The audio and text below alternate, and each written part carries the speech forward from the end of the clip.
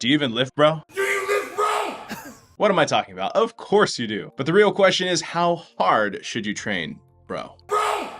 For some, training hard could mean feeling a little bit of a pump. On the other side of the spectrum, training hard could mean absolute muscle destruction, trying to squeeze every little drop of sweat out of your body in an effort to become Lean Beef Larry. Observe.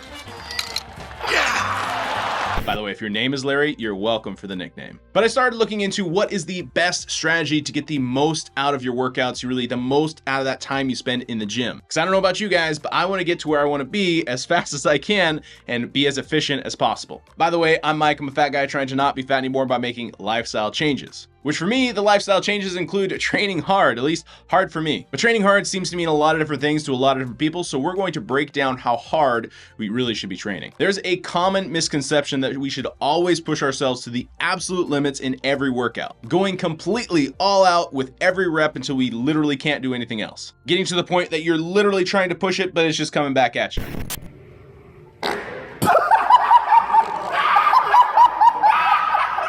But here's the thing, always training to failure can have more drawbacks than benefits on your fitness journey, and especially if you're on a fat loss journey. Now I know that sounds kind of crazy, right? Because my thought was, well, the more effort I put in, the more results I'm gonna get. At least that totally makes sense for me. Well, unfortunately, that's not really how things work. Now it's true, while pushing ourselves to our limits occasionally can be beneficial, doing it all the time puts immense stress on our muscles and nervous system. It's like running a marathon every day. Eventually something is going to break. That is assuming that you're not already broken to begin with. I ran 34 million miles in negative 127 degrees with no shirt on, and I ain't done yet, baby. Goggins, where are you going? Jupiter! Training to absolute failure all the time increases the risk of injury. When we consistently push our bodies beyond their limits, it leaves little room for proper recovery and adaptation. And it's very, very important to remember that progress is realized during rest. If you haven't heard, when you do resistance training and you're trying to build your muscles up, you're actually making small rips, tears, damage to your muscle that is then rebuilt bigger and stronger before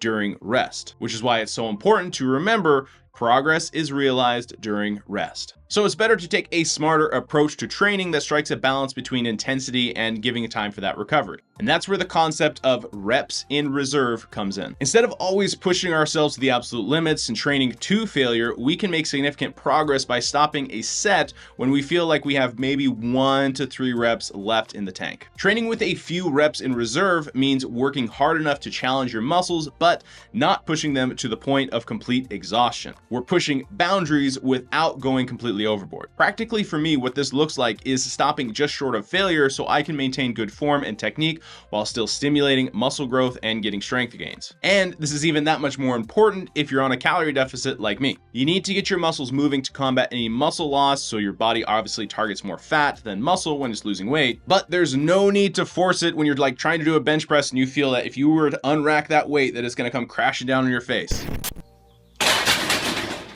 It's just not necessary. I want to fight this myth. When people say that you need to go all in if you want to lose weight, people have this idea that you need to absolutely wreck yourselves at the gym. The law of diminishing returns is a very real thing, especially when it comes to a weight loss journey. And even more so if you're just a beginner, you do not need to go in the gym and just destroy your body. Now, of course, there may be occasions when training to failure can help you, but it shouldn't be the norm and it shouldn't be done, especially if you're starting out. So abusing your body in the gym is not a good idea, but what is a good idea is liking this video and subscribing to Weight Warriors, because we talk about crucial principles that help you achieve the best results in your workouts. Like principle number 1, which is progressive overload. This means gradually increasing the demands on your muscles over time. Whether it's lifting heavier weights or doing more reps, the goal is to challenge your muscles and give them a reason to get stronger and grow bigger. You just need to give them a reason. You don't need to give them abuse. The second principle is training volume, which refers to the total amount of work you do in your workouts. It's not just about lifting heavy weights, it's also about the total number of sets and repetitions you perform. Finding the right balance between volume and intensity is essential to optimize your progress and prevent burnout. Lastly, the third concept is proper technique. Using correct form during exercise is crucial for targeting the right muscles and preventing injury. This is so important when building a solid foundation for a fitness journey to ensure long-term success and injury-free. It's important to remember that training intensity is not one-size-fits-all approach. Each person is different with varying goals and capabilities. So finding the right right balance that works for you is really important. And I will say, don't use this video or advice as an excuse not to do your workout or not to be intense at all during your workout. Some level of intensity is required. The big takeaway from this is the reps in reserve concept. So that way you're not totally exhausting your muscles every single day when you go to the gym, because it's not about going all out all the time.